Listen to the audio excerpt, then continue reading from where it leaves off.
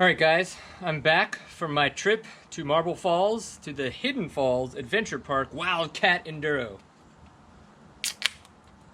So let's do some beer drinking and bench racing. Can't see shit.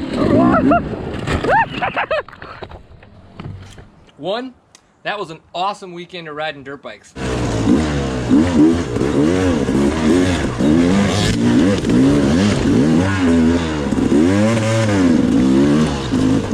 Oh God, not where you wanna. Woo! It's going to be amazing to be able to break down all the Whoop information for you guys, which I saw what I thought I was going to see. We'll talk about that in a little bit though. Second, I took the moto van. No, she's not done. But you know what? I needed to sleep in the dang thing and start thinking about all the mental notes that I need to make. So it's like, it's more important to finish this, this, and this than it is to continue to worry about this, this, and this, and then not be able to actually get anything done. Third, I feel like there was something else to tell you guys, but I can't really remember what it is. So, I'm going to break down the Whoop data for you guys. If you don't know anything about what Whoop is, I'm going to link a card up here for you guys so you can go check out what I put out on my personal page, because it explains more about Whoop, and it's not really too relatable to dirt bikes. But this is going to be a very relatable to dirt bikes because it's going to break down the strain of how intense the race was on my body wearing the Whoop strap. And then we'll talk a little bit about the moto van. We'll talk a little bit about beer drinking and bench racing t-shirts and where you can get them. And we're going to have a little bit of fun on the internet. Here's a look at the Whoop dashboard when using their app on the desktop. The app for your phone has the same interface, just a bit reduced and reorganized for the smaller space. First thing to show you guys is the Whoop strap picked up my race as 2 workouts. The race had 4 tests, and you can clearly see them on the heart rate graph. The longer break for the gas stop between the second and third test let my heart rate drop enough that Whoop decided that workout was over. The way Whoop detects an activity is an elevated heart rate and higher than average movement that lasts a minimum of 15 minutes. Once the third test started and my heart rate picked back up, it didn't stop the workout until I was resting from finishing the race. P.S. Thanks again for the beer, Wesley. Racing a dirt bike is hard work.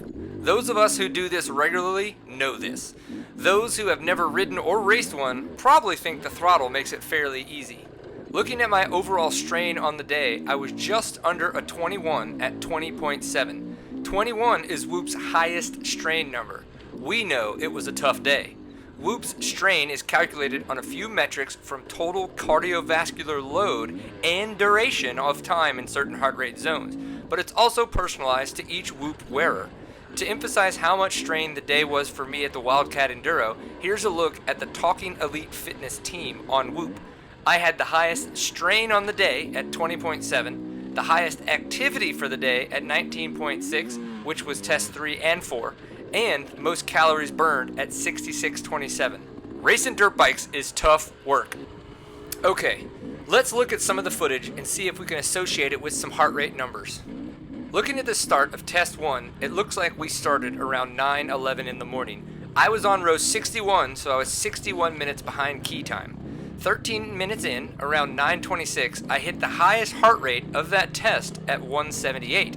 Trying to sort through the footage, it looks like it's this awesome rocky creek bed.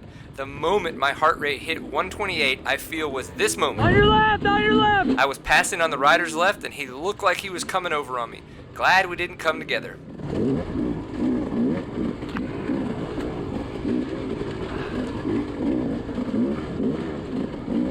On your left!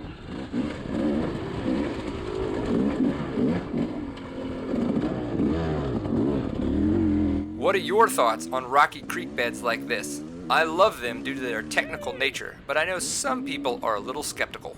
Looking at the video of when I was lined up to start test 4, key time for row 0 was 10:36.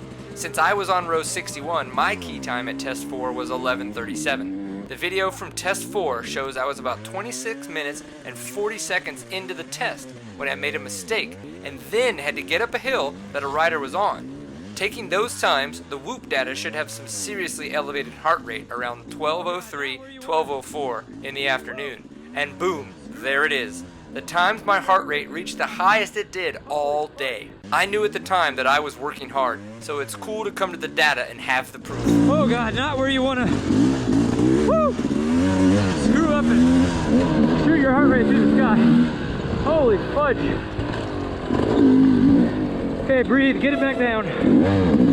Oh God. I wish I had better footage from Test 2 and Test 3 to show you more data, but in Test 2 I somehow put it in time warp mode, and in Test 3 the battery I swapped in crapped out on me. One fun one that I wanted to look at with you guys though was when I laid the bike over 20 seconds into Test 1.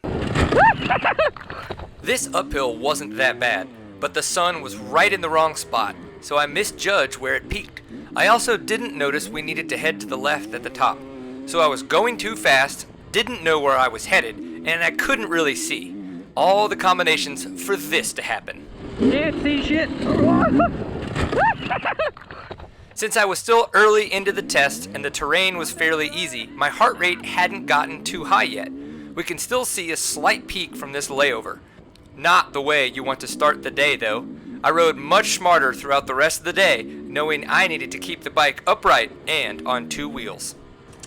So for the outro, if you guys thought that this is pretty interesting and you want to look into getting a Whoop band, there will be a referral link in the comments below where you can check that out. It should save you like $30 if you decide to order one, and I think it gives me like a free month. So if you want to use that, awesome. If you don't, that's okay too. I want you guys know that if you're interested in any more about the Moto Van, remember that I do have a playlist out there so you can find that. I've got still on my Sherco, the thing rode awesome. There's no need to replace it. I was hoping to get a 2020, but that's just not going to happen right now. So here we are, riding a 2018 in 2019, and I'm just fine with it. I've had the thing for 2 years, and it's still running great. Though Adventure Moto did hook me up, and not hook me up, I had to pay them. It wasn't free for some suspension work just because I was too busy. They put some new tires on for me with some bibs, and everything worked great. So I just wanted a big, huge shout out to Adventure Moto. Even though I did fork over some cash to those guys, they did a great job, and my bike rode awesome. So those are the kind of things that I want to say thank you to people that do a great job and offer great service. The beer drinking bench racing t-shirt, that's what we do after every race, right? We get a beer, we sit down with our buddies, and we bench race. If you want to support a little bit of that, go to our web store at fpmg.threadless.com and you can pick yourself up one of these. Get a pint full of awesome shirt while you're there too. So I hope you guys enjoyed this. Definitely ask any questions you have in the comments below. Shoot us on Instagram, whatever it is, slide into those DMs. And let's have fun on the internet, boys. Remember, always enjoy a pint full of awesome.